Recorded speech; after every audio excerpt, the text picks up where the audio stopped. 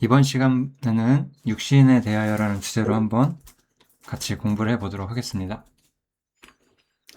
이 말씀을 제가 생각한 것은 이 고린도 후서 12장을 통해서 생각을 했는데요. 이 고린도서 12장에 이 사도 바울이 셋째 하늘 아래 갔다 왔던 것에 대한 이야기를 하고 이 말씀을 통해서 우리가 육신이라는 것을 많이 배울 수가 있어요. 이 성경에서 우리가 육신이 무엇인지를 우리가 배우는 것, 이것이 이번 시간의 목표라고 할 수 있겠습니다. 그래서 이제 여기 보시면 이제 그리스도 안에 있는 한 사람에 대한 이야기가 나오고, 이게 우리가 첫 번째 주제예요. 그리고 이 사람이 이제 셋째 하늘에 이끌려갔었던 경험에 대해서 이야기를 해요. 그 다음에 이제 여기서는 기록하지 않았지만 이 셋째 하늘에 갔다 온 이후에 이제 육체에 가시라는 이야기를 하나 하죠. 이렇게 세 가지 이야기를 한번 정리를 해보도록 하겠습니다. 먼저 그래서 우리가 다루고자 하는 주제는 그리스도 안이에요. 그리스도 안에서 우리가 얻는 축복에 대해서 먼저 이야기를 할 거예요. 아까 그리스도 안에 있는 한 사람을 안다고 했잖아요. 그래서 우리가 먼저는 우리가 그리스도 안에 있다는 것이 얼마나 커다란 복이고 영광이 되는 것인지를 우리가 이해를 해야 돼요. 그래서 로마서 한번 보시죠. 로마서 8장 1절이죠. 로마서 8장 1절에 보면 이제 그리스도 예수 안에 있는 자에게는 결코 정죄함이 없다. 이렇게 시작이 나요. 그리스도 예수 안에서 우리가 얻는 축복 하나가 나오죠. 첫 번째는 우리가 결코 정죄함이 없다라는 거예요. 이게 우리가 첫 번째로 생각을 해주시면 되고, 두 번째는 이제 성령님께서 우리가 그리스도 안에 있기 때문에 우리가 그리스도 안에서 하나님의 자녀로 나타나게 된다. 이런 측면들을 이야기를 하고 있어요. 그리고 이렇게 우리가 정죄함이 없고 하나님의 자녀로 나타나기 때문에 우리가 이 땅에서 어떠한 환난이나 어려움이나 힘든 상황이 와도 그리스도께서 우리를 사랑하시는 것이 변함이 없고 아무도 그리스도가 우리를 사랑하는 것을 끊을 수 없다. 이것을 믿음으로써 우리가 모든 상황 속에서 우리를 사랑하시는 이 때문에 넉넉하게 이기게 된다라는 이야기. 이것이 이제 우리가 그리스도 안에서 얻는 축복의 어떤 모습들이죠. 이 부분들을 우리가 좀 더 상세히 살펴보게 되면 그리스도 안에 있다는 것은 어떤 의미이냐? 그리스도 안에 있다는 것은 우리가 이렇게 생각을 해야 돼요. 우리가 예수님을 믿는다고 할 때 우리가 일반적으로 많은 사람들이 죄사함에 대해서 일부 알고 있어요. 예수님께서 우리의 죄를 사하셨고 그래서 우리가 심판을 면할 수 있다. 뭐 이런 이야기들은 일반적으로 많이 알려져 있는데 우리가 여기서 로마서를 통해서 또 여러 다른 성경을 통해서 제대로 봐줘야 되는 또 다른 부분이 뭐냐면 우리가 처음에는 아담 안에 있는 사람이라는 거예요. 성경은 이 위치를 굉장히 중요하게 생각을 해요. 사람이 아담 안에 있다가 그리스도 안으로 옮겨지게 된다라는 측면을 상당히 중요하게 생각을 합니다. 이 부분을 이해하는 것이 우리가 해방이라는 주제를 이해하는 데 굉장히 중요한 문제가 되죠. 그래서 한 사람 아담이죠. 아담이 순종하지 않는 것 때문에 아담 안에 있는 모든 사람이 여기 있는 모든 사람이 죄인이 되어 있는 것처럼 이제는 그리스도 안에 있는 모든 사람이 의인이 된다라는 측면을 굉장히 강조를 해요. 이거는 오늘은 다루지 않겠지만 이 의인이 무엇인지 이해하는 것도 굉장히 중요한 거예요. 의인은 그러니까 이런 뜻은 아니에요. 이것만 얘기를 하고 갈게요. 제가 이 주제는 또 한번 따로 다루고 싶긴 한데 그러니까 우리가 이런 교리가 있어요. 그러니까 예수님께서 이제 순종하심으로써 의를 얻으시고 이 의가 죄인들에게 전가된다 이런 측면이 있거든요. 이런 것이 아니에요. 예수님께서 이 의라 치면 이 죄인이잖아요, 우리가. 죄인에게 이 의가 이렇게 들어온다는 거잖아요.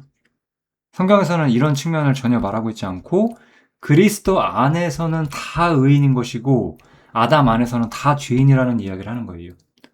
그러니까 우리 양측을 전가한다는 일반적인 개신교 복음 교리가 많이 있는데요. 쉽게 말해서 우리의 죄가 예수님에게 전가가 되고 예수님의 순종이 우리에게 전가가 된다는 건데 예수님의 순종이 우리한테 전가되는 것이 아니에요. 하나님께서 의롭고 그리스도께서 의롭고 그리스도 안에 있는 자는 그냥 의로운 거예요. 이 위치의 차이 때문에 온다라는 거. 이런 측면을 제가 나중에 제가 최근에도 한 몇 달 안에 이 주제를 한번 다뤘었던 것 같기도 하네요. 아무튼 또 이런 주제들은 제가 끊임없이 계속해서 다루고 있기 때문에 나중에 또 기회가 되면 다시 다뤄보도록 하겠습니다. 그래서 우리는 그리스도 안에 있는 사람들이고 아까 말했던 것처럼 그리스도 안에 있는 것은 아담 안에 있는 것이 아니잖아요. 그래서 우리는 새로운 피조물이다라고 불리죠. 이 새로운 피조물이라는 것은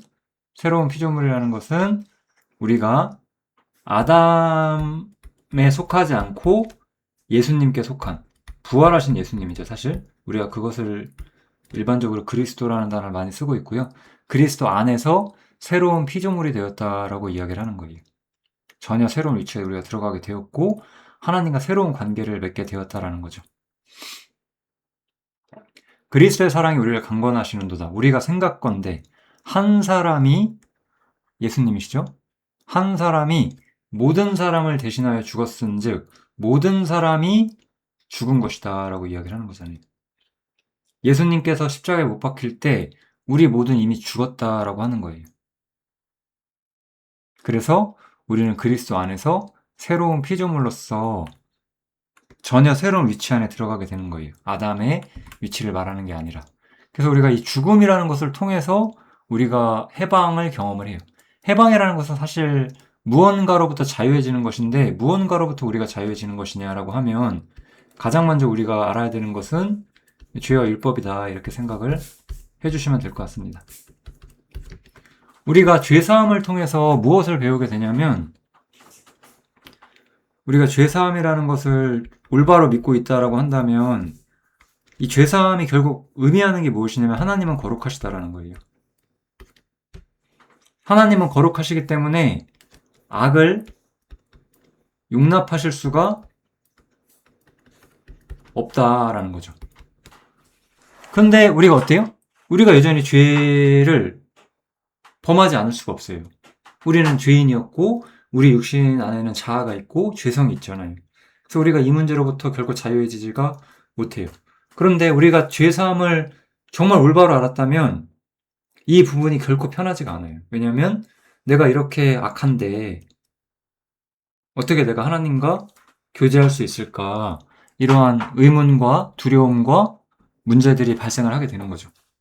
그리고 그것을 우리가 표면적으로 이해하는 것이 율법이란 말이죠. 그래서 율법 때문에 내가 율법을 지키지 못한다는 걸 느끼고 율법이 나를 정죄한다는 걸 느껴요.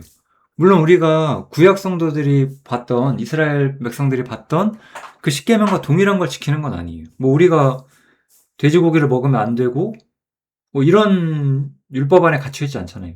하다못해 십계명에도 우리가 완벽하게 우리가 적용되는 건 아니에요. 일반적으로 십계명은 도덕적인 계명으로서 우리에게 적용할 수 있긴 하지만 십계명과 관련된 모든 율법이 우리에게 직접적으로 적용되진 않죠. 그래도 우리가 느끼기로는 하나님께서는 악을 용납하지 않고 이렇게 우리가 거룩하길 바라는데 나는 그러지 못한다는 것에 대해서 양심에 거리낌이 발생을 하게 되는 거죠. 그때 우리가 죽음을 통해서 이 문제로부터 해방이 된다는 거예요. 왜냐하면 내가 예수님과 함께 죽었잖아요. 내가 죽었기 때문에 더 이상 율법이라는 것이 나를 총사할 수가 없다 이거예요. 그래서 내가 율법으로 말미암아 율법을 향하여 죽었다라고 이야기를 하고 있어요. 이는 하나님을 향하여 살려 하는 것이다. 내가 그리스도와 함께 십자가에 못 박혔나니 그런즉 이제 내가 산 것이 아니라 오직 내 안에 그리스도께서 사신 것이다. 이 바울의 믿음 속에는 이미 나는 죽었다라는 측면을 가지고 있는 거예요.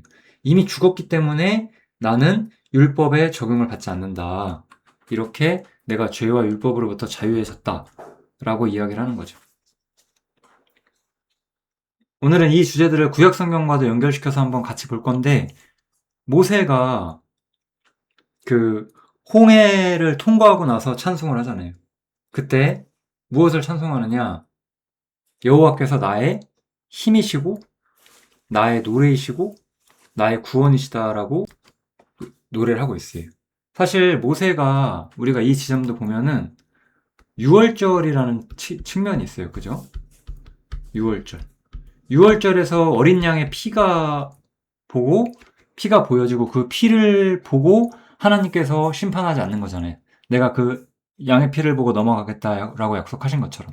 그래서 우리의 죄사함에 관해서 이야기하자면 이 6월절 피가 우리의 죄를 사해주는 문제에 훨씬 더 많이 연결이 돼 있어요. 그렇다면 홍해는 무엇일까? 우리가 생각을 해보는 건데, 홍해는 우리의 육신에 관한 문제를 하고 있다고 생각할 수가 있습니다.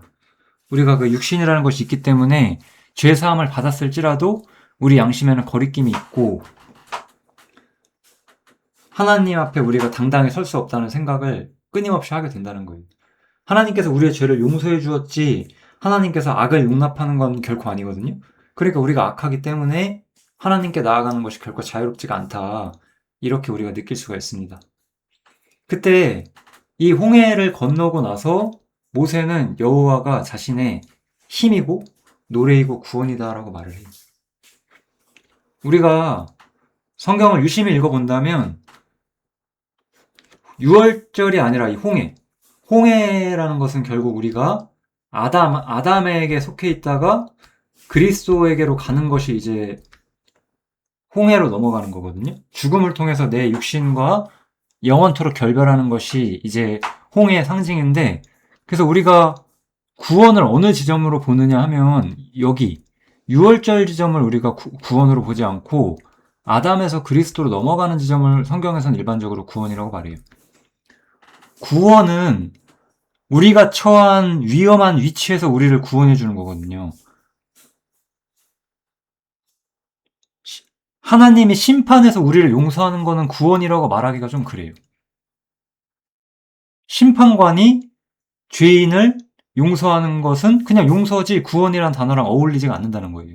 구원은 우리가 처한 위태로운 상태, 우리가 빠져야만 하는 그 위험한 함정, 그 위험한 지역, 거기로부터 우리를 아예 꺼내주는 것이 구원이기 때문에 아담 안에 속한 우리가 그리스도 안으로 들어가는 것, 이것이 성경에서는 구원이라고 말을 하는 거죠. 그래서 이 구원이라는 단어가 여기에 나온다는 것도 상당히 의미가 있습니다. 그리고 아마 양심이 깨어있는 분들은 반드시 느낄 거예요. 우리가 죄사함을 받았을 때 정말 감사하고 기쁨이 생기긴 해요. 그렇지만 조금 시간이 지나 보면 내가 여전히 약하고 내가 여전히 죄성이 있다는 측면 때문에 양심의 평화가 없어요. 아까 보면 예를 들면 이런 거죠. 바로가 뒤에서 쫓아오잖아요. 그런 걸 보면 결코 마음이 가볍지가 않거든요. 그래서 우리가 이 자리로 넘어왔을 때, 우리가 그리스도 안으로 넘어왔을 때 우리가 비로소 진정한 즐거움을 느낄 수 있게 돼요. 그래서 노래도 우리가 홍해를 건너서 그리스도 안에 있을 때 가능한 거죠. 그 다음에 여호와는 나의 힘이라고 말해요. 힘이라는 건 이런 거예요. 죄인으로서의 내가 있어요. 내가 있는데 여기에 바로가 있어요. 바로는 세상의 왕이죠. 사단이에요. 내가 바로와 세상 왕과 사단과 싸울 수가 있냐 이거예요. 나는 이것과 싸울 수가 없고 이것을 여기서부터 결코 벗어날 수가 없는 걸 느끼거든요. 근데 어떻게 내가 여기서부터 벗어나느냐? 내가 죽음으로써, 내가 여기 세상에 대해서 죽음으로써 나는 끝나고 이제 나는 그리스도 안에서 새로운 피조물이 됨으로써 우리가 이 위치를 벗어나게 돼요. 그러니까 하나님의 능력이 예수의 죽음과 부활을 통해서 나타나는 거예요. 보혈은 하나님의 공의와 사랑이 나타나는 측면이라고 볼 수가 있어요. 어떻게 얼마나 죄인을 사랑하시길래 자신의 아들을 보여주시는가, 이런 걸 보여준다고 생각할 수 있고, 하나님의 능력은 홍해에서 나타나요. 죽음을 정복하는 능력, 죽음을 이기는 능력, 죽음의 권세를 잡고 있는 사람들을 죽음을 통해서 죽음으로부터 자유롭게 해주는 능력, 이런 것들이 홍해를 통해서 나타나게 되는 거죠. 우리가 이것을 보고 나서야 진정한 승리를 말할 수가 있고요. 이 승리는 아까 말했던 것처럼 우리가 스스로 얻을 수가 없어요. 우리가 스스로 세상과 자유로워질 수 없고, 스스로 마귀를 이길 수도 없고, 사단 이길 수도 있어요. 모세는 이렇게 말하는 거죠. 너희는 두려워 말고 가만히 서서 여호와께서 행하시는 구원을 보아라, 이렇게 말하죠. 너희가 오늘 본 애굽 사람을 또 다시 영원히 보지 못할 것이다. 여호와께서 너희 외에 싸우시리니 너희는 가만히 있을 것이다, 이렇게 얘기를 하면서 완전한 승리를 하나님께서 가져다 주신다라고 말하는 거예요. 우리는 죄라는 것에 대해서, 율법이라는 것에 대해서 상당히 무력했어요. 죄랑 율법은 항상 똑같은 얘기를 해요. 죄 짓지 마라. 죄를 범치 말아라. 그 다음에 율법을 어기지 마라.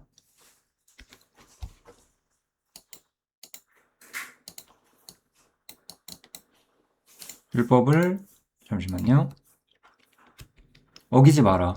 분명히 이런 얘기를 하거든요. 근데 우리가 과연 이 문제로부터 자유로울 수 있냐라는 거예요. 이 문제로부터 우리가 자유로울 수 있냐. 절대로 자유로울 수가 없다는 거예요. 그러니까 우리를 승리를 절대로 얻을 수가 없는 거예요. 이것을 이해하시리라 저는 생각을 합니다. 이 문제로부터 우리가 이길 수 있는 방법은 단 하나뿐인데, 내가 죽어야 돼요. 내가 죽었으면 더 이상 죄와 율법은 나에게 아무런 소용이 없어요. 그리고 내가 부활해야 돼요.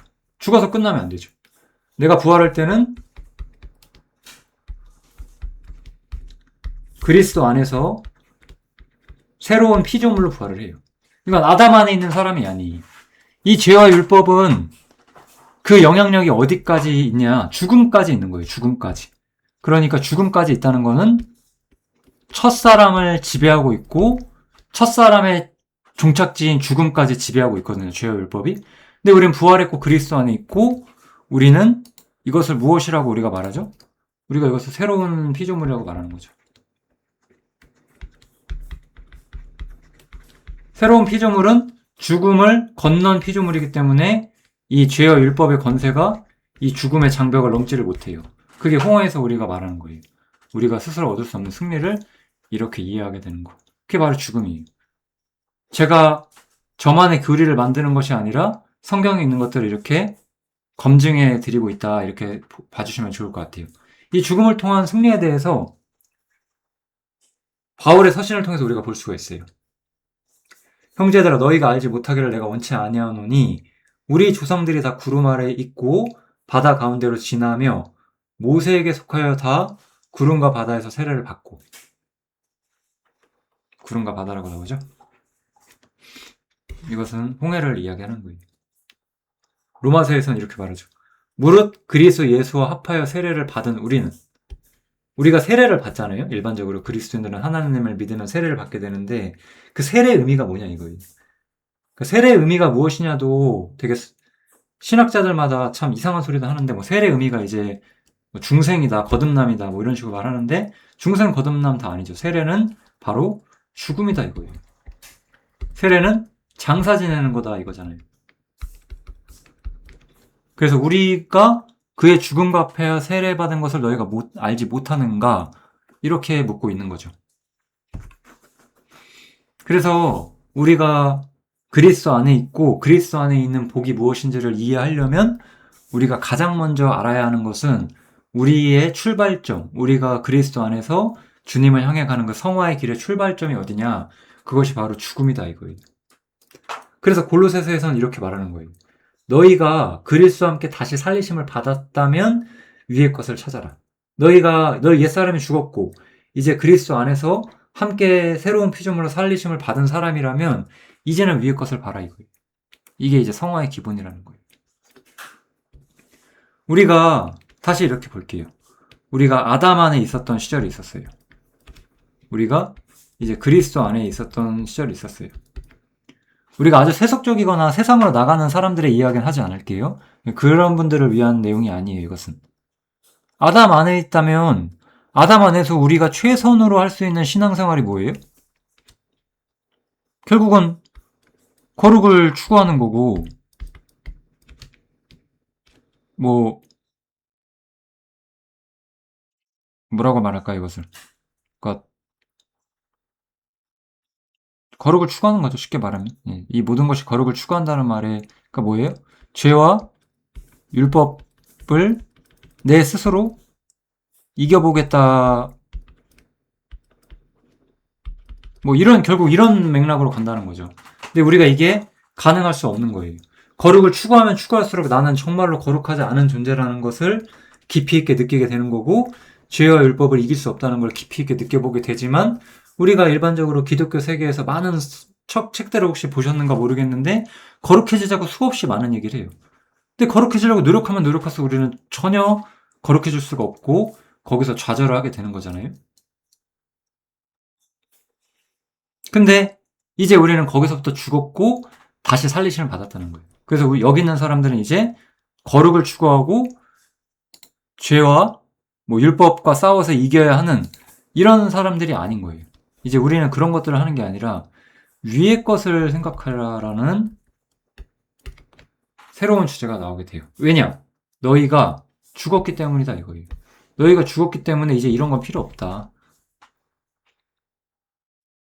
이제 위에 있는 것을 생각하고 땅에 있는 것을 생각하지 말하면서 이 위에 있는 것에 대한 새로운 계시들을 보여줘요.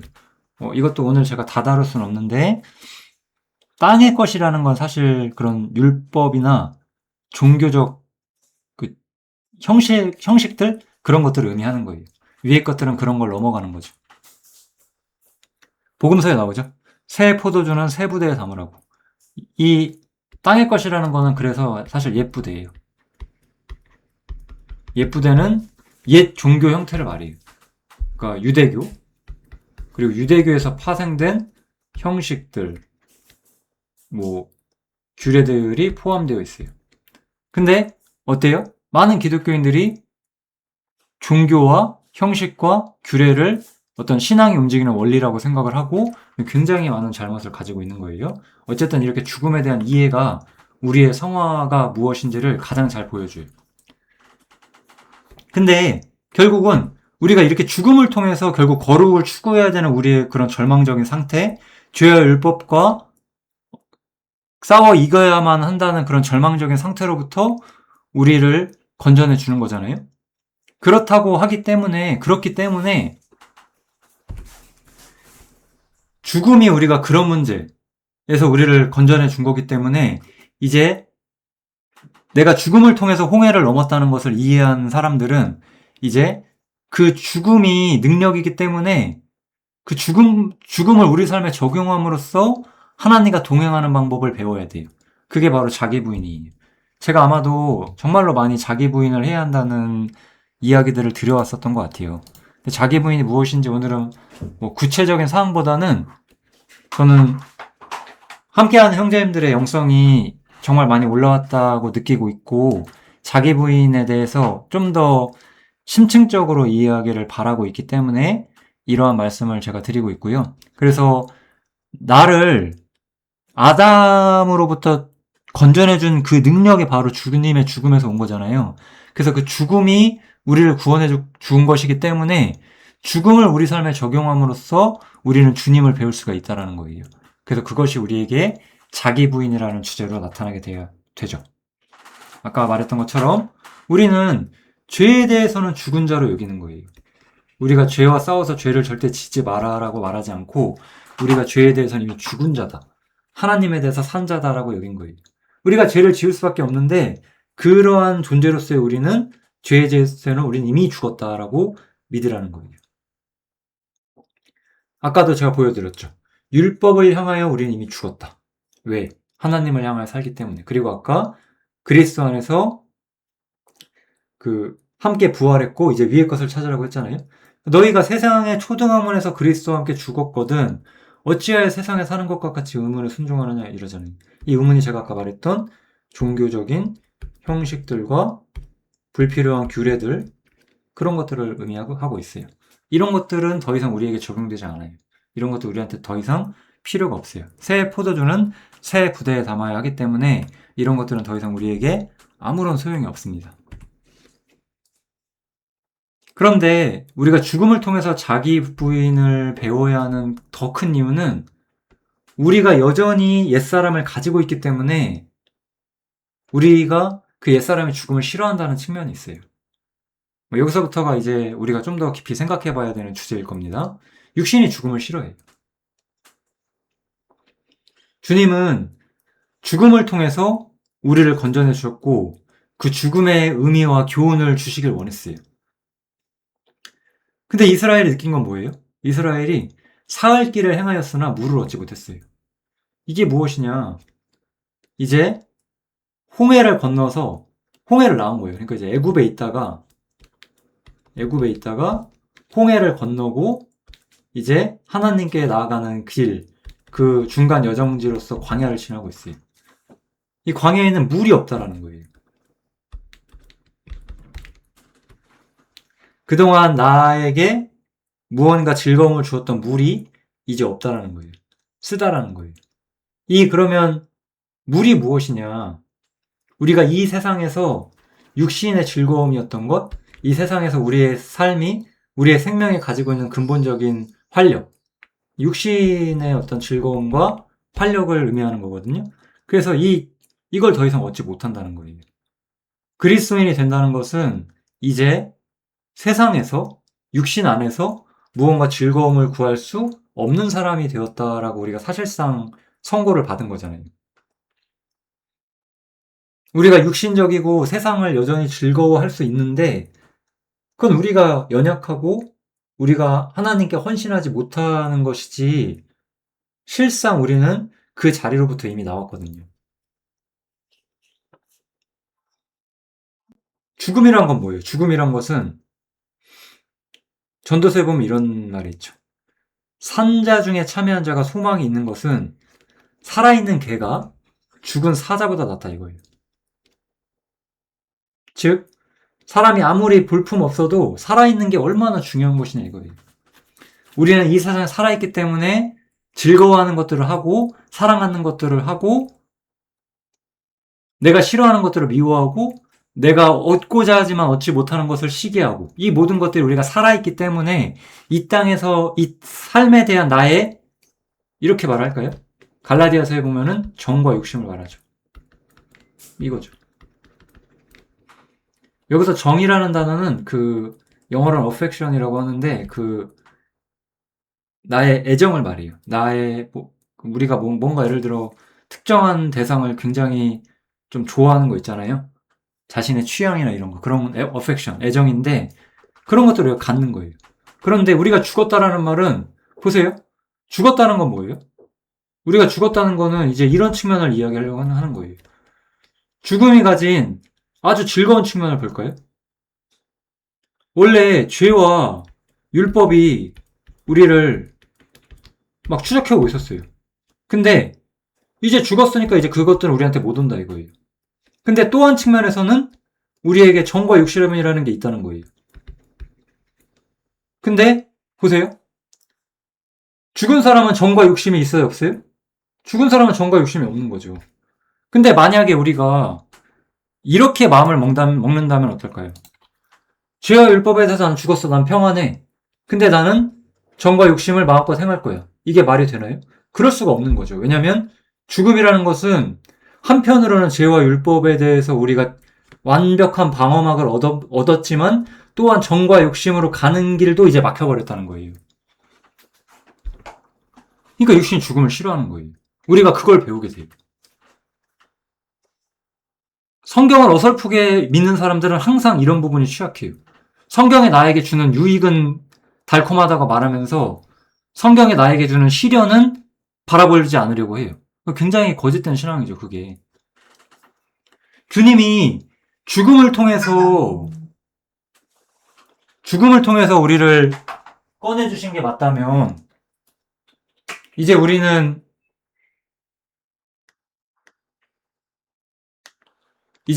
그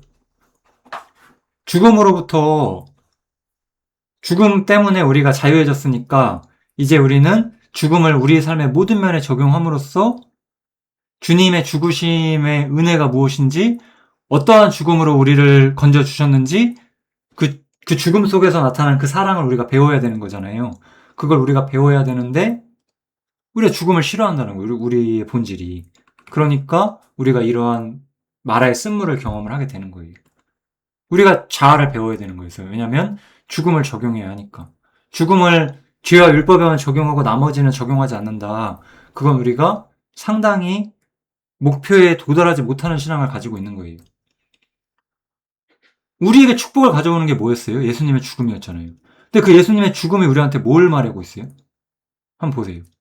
그리스도께서 자기를 기쁘게 아니하셨다. 이건 충격적인 구절이라고 저는 생각을 하거든요, 항상. 이게 죽음이에요. 우리는 다 우리를 기쁘게 하기 위해서 살고 있었어요. 우리가 뭐 하다못해 죄와 상관이 없을지라도 우리는 결국 우리를 기쁘게 하기 위해 살거든요. 내가 원하는 걸 얻고 내 꿈과 목적을 성취하고 뭐 이런 것들, 모든 것. 죄라고 딱 말할 수 없는. 그런데 주님은 그런 목표가 없는 분이셨다는 거죠. 시험과 어려움이 왔을 때 우리는 그것을 피하기를 원하고 나의 뜻을 구하길 원하지만 예수님은 어땠어요? 할만하시거든 이 잔을 내게서 지나가게 하옵소서. 그러나 나의 원대로 마옵시고 아버지의 원대로 하옵소서. 이렇게 말하잖아요. 이게 주님이 가셨던 죽음의 길이고 십자가의 길이었다는 거잖아요. 근데 우리는 죄와 율법으로부터 우리가 죽었기 때문에 자유합니다. 근데 저는 자기를 기쁘게 하고 싶고 내 뜻대로 하고 싶어요라고 말한다면 우리는 그 죽음의 축복을 이해할 수 있겠어요? 절대 이해할 수 없다는 거죠. 그러니까 우리의 신앙은 자기 부인과 무조건적으로 연결되어 있고 자기 부인을 하지 않는다면 우리는 이 예수님의 죽음의 의미를 이해하는 데 있어서 문제가 발생하게 되고 그만큼 우리는 예수님을 알아가지 못하게 되는 게 분명하다는 거예요. 본래 얼마나 높은 분이셨는데 자기를 낮추시고 죽기까지 복종하셨는가를 봐야 돼요. 제가 이런 부분들을 많이 이야기하면서 자기를 기쁘게 하지 마라. 나의 뜻을 행하지 말고 아버지의 원대로 해라. 그 다음에 자기를 비워라. 이런 이야기들을 제가 끊임없이 하면서 이것이 자기 부인의 어떤 실체다라고 제가 말씀을 드려왔어요. 우리가 왜 자기 부인을 해야 되느냐? 이 자기 부인을 통해서 우리가 주님이 걸어가신 길을 이해할 수 있고 그것을 통해서 우리가 하나님과 교제하는 복의 실체를 이해할 수 있기 때문에 그래요. 맨 앞을 잠깐 보면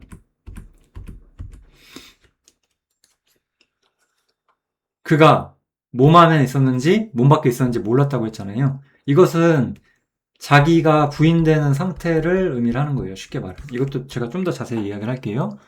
이게 우리가 뭐 자기 부인 잘한다고 이게 자동으로 되는 건 아니에요. 우리가 바울처럼 셋째 하늘에 들어가는 것도 물론 아니고요. 그러나 이것에 대한 교훈을 확실하기 때문에 제가 그 부분을 말씀을 드려볼게요. 우리에게 이제 육신이란 것은 여러 가지로 남아요. 제가 그냥 항상 원리적으로 이런 말씀들을 많이 드렸지만 제가 이렇게 좀 세부적으로 한번 쪼개서 한번 봐볼게요. 우리에게 육신은 이런 식으로 남아있어요. 염려나 걱정이나 불안감 같은 것들이 있을 수 있고 교만이나 자랑함들이 있을 수가 있어요. 자기중심성이나 이기심 이런 것들이 있을 수 있죠. 덕이 되지 않는 어떤 포악하거나 참을성 없거나 어떤 그러한 기질, 성격 이런 것들이 있을 수 있어. 그 다음에 죄성, 탐심, 미움 이렇게 율법에 직접적으로 약간 노출이 되어 있는 부분도 우리에게 여전히 남아있죠. 그 다음에 어떤 세상에 대한 애정. 어쩌면 세상에 대한 애정이 결국 이런 것일 수도 있겠죠. 뭐 아무튼 이런 것들이 여전히 우리에게 남아있다는 거예요. 그럼 이런 것들이 있는데 주님을 경험하는 수가 있겠어요? 경험하는데 어려움을 겪게 된다는 거예요. 육신은 그것을 배우는 곳이에요.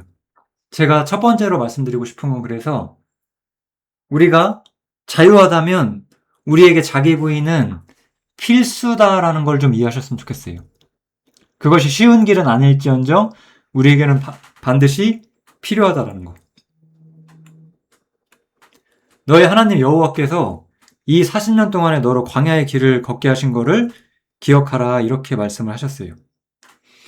왜? 이 광야 속에서 우리를 낮추시고 우리의 마음을 알게 하시려고. 광야는 우리한테 육신을 배우는 길이에요. 우리가 우리의 육신이 얼마나 하나님과 반대되고 있는지, 우리 마음속에는 이런 것들만이 가득하다는 거를 우리가 배워가야 하는 지점이라는 거예요. 그것을 통해서 저 모든 것들과 상관없이 사람은 떡으로만 사는 것이 아니라 하나님의 입에서 나오는 말씀으로 사는 존재라는 걸 우리가 배워야 한다. 이것을 이야기하는 거예요. 사람이 떡으로만 사는 것이 아니라 말씀으로 사는 것을 못 믿게 하고 방해하는 게 뭘까요? 육신이라는 거죠. 이런 것들이죠. 이런 것들이 우리가 말씀으로 사는 것을 방해한다는 거예요. 이 자기를 부인하는 것에 대한 우리의 강력한 저항이 있어요. 그래서 이스라엘 민족은 여리고성, 뭐라고 할까요? 가나안 땅을 정복하라는 하나님의 명령에 사실 순종하지 못하게 돼요. 그 가나안 땅은 하나님께서 젖과 꿀이 흐르는 땅이라고 말했지만 이스라엘의 믿지 않는 사람들은 무엇라고 말했냐면 우리는 메뚜기 같아서 그들을 이길 수가 없다. 그곳은 거민을 삼키는 땅이다. 하나님께서는 젖과 꿀이 흐르는 땅이라고 했는데 우리는 거민을 삼키는 땅이라고 하는 거예요. 왜? 이 죽음이라는 게 있기 때문에 우리가 이렇게 되는 거예요. 하나님의 축복은 우리의 상상과 동일하게 오는 게 아니기 때문에. 인간이 육신이 있다면 그냥 잘 되는 게 축복이라고 생각하잖아요. 근데 주님은 육신, 이 죽음, 이것을 통해서 우리한테 축복을 내려주셨기 때문에 우리가 이 육신과 죽음이라는 것이 우리에게 축복이라는 걸 이해하는데, 만약에 우리가 육신의 눈을 가지고 이 광경을 보면 어떻게 보여요? 젖과 꿀이 흐르는 걸로 보이지 않고 우리를 삼키는 땅으로 보인다는 거죠. 이게 우리를 삼키는 땅. 아니, 나를 죽은 자라고 생각하라고? 이렇게 하라고? 어떻게 그럴 수가 있지? 왜 내가 그렇게까지 해야 되지? 하나님이 나한테 명령한 게 이런 거라고? 하나님은 나를 더 나쁘게 만들려는 것인가? 하나님이 나를 거민을 삼키는 땅으로 보내는 것인가? 우리가 그렇게 받아들이는 거예요. 우리 육신이. 우리가 믿음이 있다면 그렇게 받아들이지 않을 거예요. 왜냐하면 주님은 죽음을 통해서 광대한 축복을 여셨기 때문에 우리가 그 광대한 축복에 들어가려면은 우리도 죽음을 통해서 거기에 들어가야 되는데 우리가 죽음이 거민을 삼키는 것으로 보인다는 거죠. 우리 자아가 있으니까. 그래서 우리는 믿음을 가지고 자기를 부인을 해야 되는 거예요. 그것에 대한 우리 육신에 강렬한 저항이 있을 것인데 그래도 우리는 믿음을 가지고 이 문제를 바라볼 수 있어야 돼요. 육신보다 그래서 믿음이 중요한 거예요. 믿음이 있었던 여호수아와 갈렙은 옷을 찢으면서 말을 했대요. 우리가 두루 다니며 탐지한 땅은 심히 아름다운 땅이다. 이는 과연 젖과 꿀이 흐르는 땅이다. 이렇게 말하는 거예요. 신약성경을 예로 들면 신약성경 아주 단순하게 말해요. 우리에게 무엇라고 말하냐? 너희 자신을 죽은 자로 여겨라 라고 말해요. 주님을 본받으라고 말해요. 무슨 뜻이에요? 육신은 무엇라고 반응해요? 그것에 대해서? 하나님께서 우리를 거민을 죽이는 땅으로 보내려고 하신다. 믿음은 뭐라고 받아들여요? 젖과 꿀이 흐르는 땅으로 우리를 보내신다. 이렇게 보는 거예요. 우리가 자기를 부인하는 것은 우리를 거민을 삼키는 땅으로 가는 것이 아니라 젖과 꿀이 흐르는 땅으로 우리를 가게 하시고자 하는 하나님의 아름다운 목적이 있음에도 불구하고 우리 육신이 그렇게 받아들이지 않는다는 거예요. 그래서 우리는 여전히 그리스도 안에 있다는 믿음이 필요하고 그리스도 안에서 우리가 하나님 안에서 싸우는 것, 우리가 자기를 부인하는 것, 그것이 오히려 우리에게 즐거움을 가져다 주고 승리를 가져다 줄 수 있다. 이렇게 말하는 거죠. 그러면 그리스도 안에서 우리가 믿는 믿음의 실체는 이거예요. 네가 어디로 가든지 네 하나님 여호와가 너와 함께 하신다. 이거예요. 사실 우리가 이 문제는 이렇게 생각해야 돼요. 우리가 올바른 믿음이 있고 내가 그리스도 안에 있다라고 말하는 것은 성경에서 이 두 가지가 거의 동일시되거든요. 내가 그리스도 안에 있다라는 말을 하는 거죠. 또 내 안에 그리스도가 계신다. 이 이야기도 하고 있죠. 즉 우리가 정말로 그리스도 안에 있다라고 확실히 믿고 있다는 것은 내가 그것을 경험하든 경험하지 못하든 내가 그것 때문에 용기가 있게 세상을 살든 못 살든 어쨌든 하나님께서 우리와 함께 하시는 건 변함이 없다는 뜻인데 우리가 그렇다고 하나님께서 정말 함께 하시다고 매일매일 느끼며 살 수 있나요? 사실상 그러질 못해요. 우리가 육신이 있기 때문에 똑같이. 우리가 아까 말했던 것처럼 이러한 문제들 속에 사로잡혀 있을 때 나랑 주님이 동행하고 있다라고 믿기가 쉽지가 않은 거죠. 이런 것들이 가리고 있으니까. 그건 우리가 못 믿는 것이고 우리가 못 느낄 뿐이지 하나님 편에서는 항상 함께 계셔주시는 건 맞아요. 그런데 우리가 그렇게 못 믿는다는 거죠. 그래서 우리가 자기를 부인한다는 것, 우리가 우리를 죽은 자로 여긴다라는 건 어떤 의미가 되는 것이냐? 그것이 바로 요단강을 우리가 적용하게 되는 거예요. 아까 홍해는 예수님께서 우리를 위하여 죽으셨던 측면을 말한다면 요단강은 우리가 주님과 함께 죽은 것처럼 우리 자신을 죽은 자로 여긴다는 측면을 말을 해요. 요단강이죠. 요단강이 모맥을 거두는 시기에는 항상 언덕에 넘쳤다라고 말해요. 이것은 그러니까 물이 많았다는 거예요. 요단강이라는 강은 홍해처럼 말이 안 되는 바닷가는 아니었기 때문에 사람이 건널 수 있는 시기도 있었어요. 그러나 이때는 사람이 건널 수 있는 게 아니었다라는 거예요. 이때는 항상 언덕에 넘칠 때, 그때 이스라엘 민족이 믿음을 가지고 발을 내딛었을 때 바다 여매로 향하여 흘러가는 물이 끊어지면서 백성들이 여리고 앞으로 건너갈 수가 있었대요. 즉 홍해를 주님께서 열었던 것처럼 우리는 믿음을 가지고 요단강을 여는 거예요. 예수님처럼 광대한 바다를 열진 못해요. 우리는 그것에 대한 유사한 경험들을 느끼고 우리가 주님과 함께하는구나를 느낄 수 있는 기회가 우리 삶 속에 있게 돼요. 그것을 건넌 후에 여호수아는 길갈에 12돌을 세우면서 이것을 기념하라라고 말해요. 이것을 왜 기념합니까? 라고 물어볼 때 이스라엘이 마른 땅을 밟고 요단을 건넜다. 이렇게 말하라고 하면서 우리가 어떻게 신앙생활을 해야 되는지를 기억하라라고 말하는 것과 똑같고 이 길갈은 원어적 의미가 죽음이란 뜻이에요. 죽음을 우리 삶에 적용하는 것. 죽음을 우리 삶에 적용하는 게 자기 부인이에요. 놀라운 이야기들이 나오는 거죠. 그래서 여호와께서 여호수아에게 이르시되 내가 오늘날 애굽의 수치를 너희에게 굴러가게 하였다 하셨으므로 애굽의 수치가 뭐예요? 애굽의 수치가 육신이잖아요. 자아잖아요. 그래서 우리가 자기 부인하는 거죠. 그래서 거기를 길갈이라 부른다 이거예요. 우리가 하나님과 함께하는 복의 최상의 실체를 보기 위해서는 우리는 자기를 부인해야 돼요. 여리고는 그래서 우리의 믿음의 승리를 보여줘요. 우리가 우리 삶에 유익한 것을 취하는 것이 아니라 우리가 납득하기 어렵지만 믿음이 우리에게 제시하는 것들을 취하라는 거예요. 말이 안 되는 명령을 해요. 하나님께서. 성주일을 매일 한 번씩 돌아라. 6일 동안. 7일 날에는 7번 돌아라. 그러면 성벽이 무너질 것이다. 이게 도대체 말이 되나요? 이게 말이 안 되는 거죠. 근데 하나님께서는 그렇게 하라고 했고 정말로 성이 무너졌어요. 믿음의 승리. 우리가 자기를 부인하는 것, 그것이 우리 인간이 생각하기에, 우리 육신의 눈으로 보기에는 합당치 않아 보이나 거기에 승리의 비밀이 있었다라는 거예요. 그게 우리가 여리고를 통해서 보는 거예요. 이 여리고를 통해서 보는 게 그래서 뭐예요? 자신을 죽은 자로 여기라는 거예요.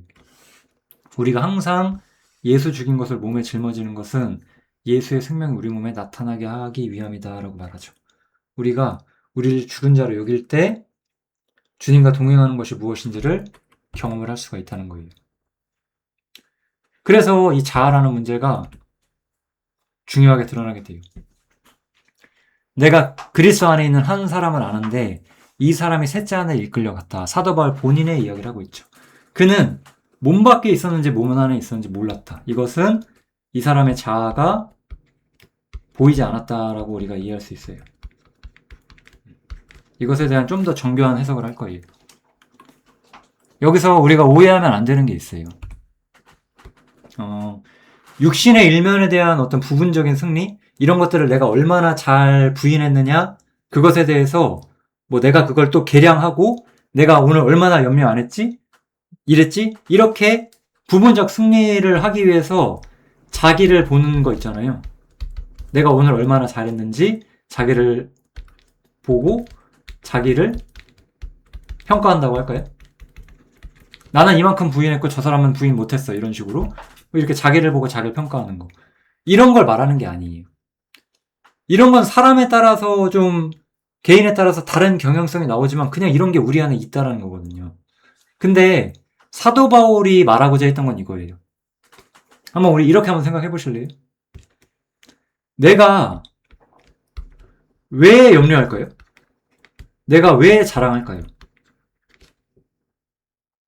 내가 왜 미움이 있을 것이며 내가 왜 이기적으로 행동하고 왜 내가 세상에 대한 애정을 가지고 있을까요? 그냥 제가 생각하기에는 우리한테 이런 마음이 나오는 이유는 자기 자신이 세상과 가깝기 때문이라고 저는 보여져요. 세상이 내 눈에 크게 보이니까 걱정이 되고 세상이 내 눈에 크니까 세상 속에서 뭔가를 자랑하고 싶어하고 세상이 나에게 애정의 대상이니까 미움이나 시기심이 생기는 거죠. 원래 애정과 증오는 동전의 양면이죠. 그죠? 사랑함과 미워함은 분리할 수 있는 게 아니잖아요. 그죠? 이런 거거든요. 사도 바울이 어땠어요? 사도 바울이 셋째 하늘에 이끌려 갔어요. 셋째 하늘은 우리가 감히 상상할 수 없지만 하나님의 세계예요. 그냥 하나님 세계 안에 우리같이 정말 지극히 작은 존재가 올라갔다는 거예요. 우리가 저기 있을 때 걱정할 수 있겠어요? 저기서 우리가 누군가를 미워하거나 저기서 나의 어떠함을 바라보거나 시기하거나 그럴 수 있겠냐고요. 내가 이 세계 속에 있을 때 세상이라는 것은 점 하나처럼 보이는 거예요. 아무것도 아니게 보이는 거예요. 이렇게 아무것도 아니게 보이는 것이 이 부분에 대해서 성경이 해소시키는 방법이에요. 내가 염려를 이기고 내 교만을 꺾어내고 이기심을 제거하고 기질을 변화시키고 죄성을 밀어내는 것이 아니라 내가 주님과 상당히 가까웠다면 세상은 나에게 커 보이지 않을 거예요. 이게 우리가 성경에서 말한 아주 중대한 거예요. 모든 면이 그렇다는 거예요.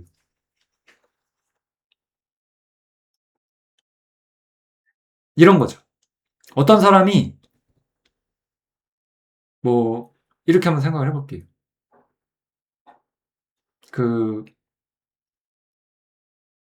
경주를 하고 있다고 생각을 해보세요. 이 사람한테는 엄청 중요한 경주예요. 마라톤을 하고 있는 거예요. 근데 이 경주하고 있는 사람이 귀걸이를 하고 뭐 지갑을 들고 뭐 구두를 신고 이러면 어때요? 이게 다 방해죠. 방해처럼 보이는 거예요. 우리가 하나님의 세계 속에 사로잡혀 있을 때 세상은 작게 보여요. 염려, 걱정, 불안, 교만 이런 것들이 큰 이유는 내가 하나님과 가까이 있지 못하기 때문인 것이지 내가 저런 것들을 밀어내야 되는 건 아니에요. 자기 부인이라는 것은 그래서 우리가 알아야 될 것은 이것에 대한 부분적인 승리가 아니라 내가 하나님과 가까워질 필요가 있구나라는 것을 좀 알아야 되고 하나님과 가까워지는 필요로서 하나님께서 제시한 것이 우리 자신을 확실하게 죽은 자로 여기라는 거거든요. 그 부분을 좀 이해하라라는 거예요. 제가 말하고 싶은 것은. 예. 그리스도 안에 우리가 있고 함께 한다는 걸 우리가 이해해야만 한다. 이렇게 좀 받아들여 주시면 좋을 것 같습니다. 그래서 셋째 하늘이란 건 그런 거예요. 내가 정말로 하나님의 임재 속에 있을 때는 내 자신이 작게 보이는 거예요. 내 육신의 어떠함도 그때는 자기 문제예요. 그때는 작은 문제인 거예요.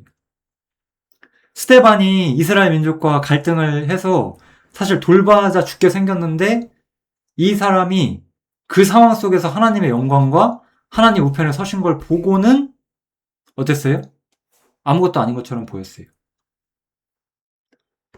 우리가 항상 그런 사람이 되는 게 아닌 거예요.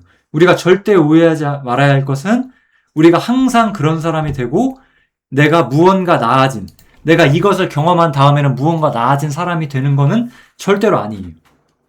그때만큼은, 이게 중요해요. 그때만큼은 세상의 모든 문제들이 등 뒤로 제쳐지는 거예요. 그때만큼은. 실제로 내가 무언가 나아진 것은 전혀 아니에요. 우리가 셋째 하나를 경험했을 때, 이러한 하나님의 임재를 경험했을 때 내가 나아졌다고 착각할 수 있지만 사실은 전혀 나아지지 않았어요.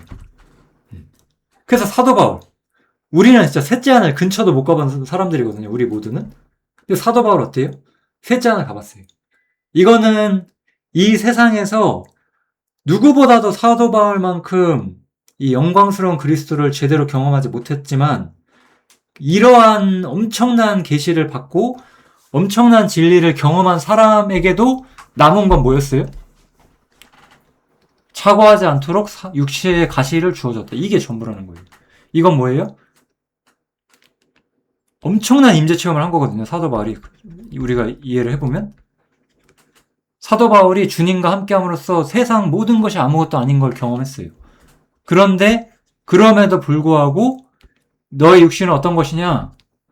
불변이다 이거예요. 불변하는 쓸모없는 것이다. 하나님 앞에서 가치 없는 것이다. 바울사도 그걸 또 배웠다는 거예요. 내가 그만큼 위대한 계시를 보고 위대한 경험을 했을지라도 내 육신은 전혀 변하지 않았다. 그것을 사도 바울이 봤다는 거예요. 그래서 자고하지 않도록 한 거예요. 근데 이스라엘 민족은 어땠어요? 그들이 자신을 죽은 자로 여기고 믿음의 길을 택해서 여호수아와 함께 그 여리고성을 정복했는데 이제 그들이 자신들이 뭔가 된 것처럼 아이성, 두 번째 목적, 그 공략진 아이성을 보고 여호수아에게 돌아와서 3,000명만 할게요. 3,000명만 가면 우리가 이거 함락시킬 수 있습니다. 이랬어요. 어째요? 이러고 이제 두들겨 맞죠. 이 우리의 모든 승리는 내가 무언가 나아진 게 전혀 없는데 이걸 전혀 이해하지 못했어요.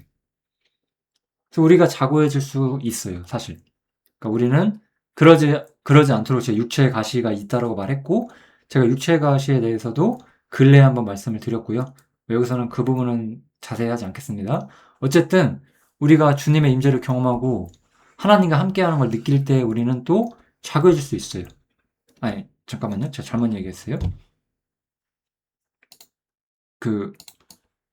우리가 정말로 하나님의 임재 안에 있을 때 우리가 주님이 나와 함께 하신다고 정말 느끼는 그때 있잖아요. 그때는 어때요? 그때는 내가 하나님의 세계 속에 있는 거고 하나님의 세계 속에 내가 있을 때 세상은 보이지도 않는 점인 거예요. 그때는. 그러나 우리가 항상 이 지점에 있는 건 아니에요. 하나님이 우리를 그렇게 놔두시지 않거든요. 우리가 다시 세상으로 돌아왔고 이때 세상은 다시 이렇게 우리를 둘러싸고 있는 어떤 대적이나 방해군의 모습으로 나오잖아요. 그때 우리가 임재 경험한 이것만 바라보고 이 세상을 보면은 자고해질 수도 있다는 거죠. 내가 그때 이랬어.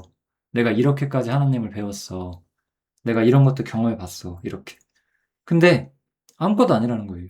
우리가 그런 경험이 있을지라도 우리는 여전히 아무것도 아니고 우리 육신 전혀 나아지지 않았다. 우리 영성 전혀 진보하지 않았다. 이런 뜻이에요. 물론 그냥 우리가 일반적으로 영성이 진보하거나 신앙에 성장했다 제가 이런 표현을 드릴 수 있어요. 우리가 더 주님을 많이 배울 수 있고 더 자고해지지 않도록 매일 치는 삶을 배우며 살아갈 수 있고 분명히 주님을 더 많이 배워가면 살아요. 일반적인 건 그런데 제가 말하고자 하는 것은 우리 육신이 나아졌다는 것은 전혀 없다. 이거를 말씀드리고 싶은 거예요. 그래서 사도 바울은 우리가 약한 데서 온전해진다라고 말하는 거예요. 우리가 자고할 때 우리가 무엇이 된 것이냐 생각할 때 우리는 아무것도 얻지 못해요. 우리가 항상 주님과 함께 죽어야만 했고 우리 자신을 죽은 자로 여기는 지점, 그것이 바로 우리가 하나님을 가장 즐거워할 수 있는 지점이고 하나님의 임재를 경험하는 지점인 거예요. 다시 한번 이걸 볼게요. 우리 이런 거예요. 내가 신앙생활 열심히 하다 보니까 염려가 많이 줄어들었어. 나 이렇게 변했어. 이걸 즐거워하는 게 아닌 거예요. 그건 우리의 즐거움의 대상이 아니에요. 물론 염려 속에 사는 사람이 염려가 없어지면 그게 즐거울 수 있어요. 그렇지만 그러한 승리의 맛을 즐거워하는 게 아니라 우리는 뭘 즐거워하는 거예요? 내가 정말 주님 안에 있을 때 염려가 보이지 않을 거잖아요. 세상이 이렇게 먼지처럼 작아 보일 때 우리는 염려나 자랑이나 뭐 세상에 대한 시기, 질투, 욕심 이 모든 것들로부터 우리가 그때만큼은 안 보일 수 있잖아요. 스테반이 그랬던 것처럼. 우리는 그러한 즐거움 속에서 살아야 되고 그 가운데서 우리가 주님의 능력을 경험하는 거예요. 그래서 우리가 약할 때 온전해지는 능력이에요. 육신은 절대 변하지 않는다는 거예요. 정죄 외에는 아무것도 필요하지 않다. 그것이 약한 자 가운데서 약할 때 우리가 우리 자신을 바라보고 있는 시점인 거예요. 우리가 약할 때 우리는 믿음으로 행할 수 있고 우리가 약할 때 우리는 죽은 자로 행할 수가 있는 거죠. 그래서 이 강론의 이제 좀 주제를 정리를 하자면 먼저 그리스도 안에 있기 때문에 우리가 모든 면으로부터 자유로워지고 참된 이치와 축복을 얻는다라고 말했어요. 그리고 이 축복의 근거가 죽음이었기 때문에 죽음을 우리가 생각해야 돼요. 내가 죽음을 통해서 아까도 보여드렸죠? 죄와 율법으로부터 죽음 때문에 이것들이 무력화됐어요.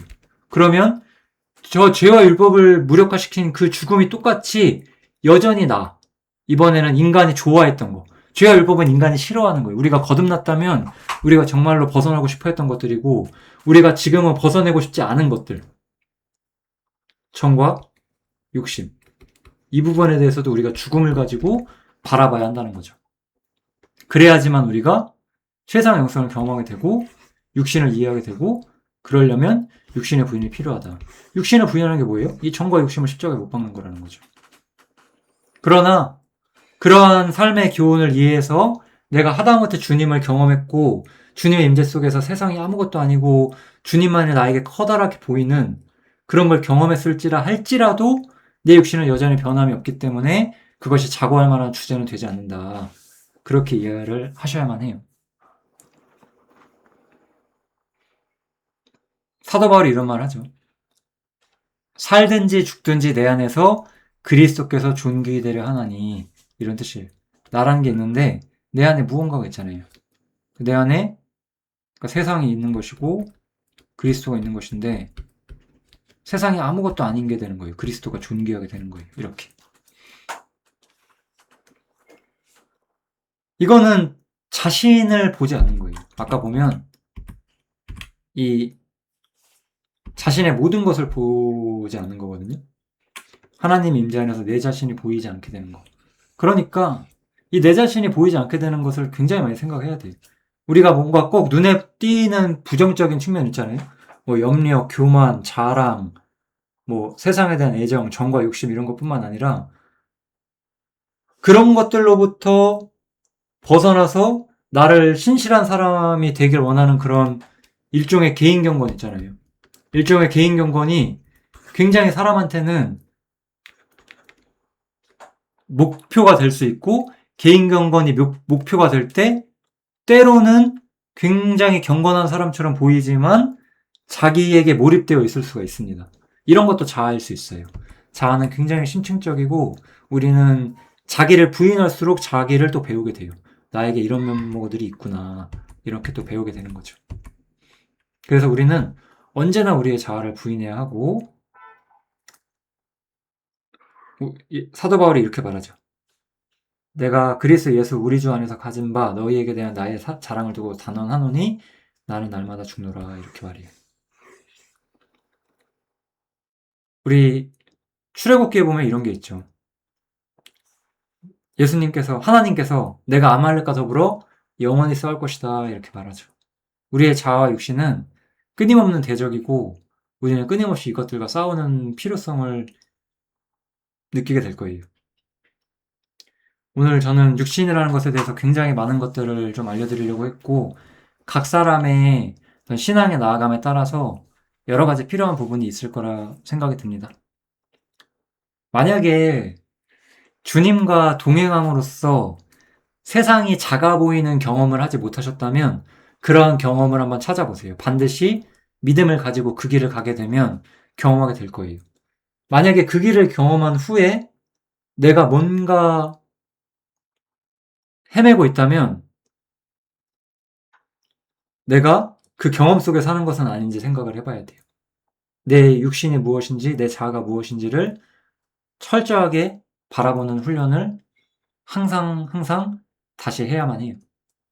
그래야지만 우리가 어떻게 살아야 하고 무엇을 해야 하는지를 아마 더 많이 이해하게 될 거예요. 내가 작은 자가 된 것, 내가 약한 자가 된 것은 사도 바울에게는 결코 자랑거리가 아니었어요.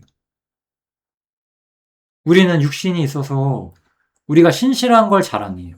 내가 낮은 자가 되고 내가 약한 자가 되고 내가 성장한 자가 되면 그걸 자랑해요. 그게 뭐가 소용이 있어요. 그건 하나님에 대한 나의 실제적인 평가예요. 너는 작은 자고 낮은 자고 약한 자고 아무것도 아니다. 하나님이 나를 그렇게 봐주시는 거를 내가 자랑해서 뭐예요. 그것은 오히려 우리가 형제를 사랑하고 주님의 임재 속에서 주님이 주시는 진정한 복, 내가 추구하는 그 육체의 정과 욕심이 아니라 진정한 복을 찾아나가기 위한 어떤 우리의 삶의 여정일 수 있다. 이렇게 생각하시면 좋을 것 같습니다. 이번 영상 여기서 마치겠습니다. 감사합니다.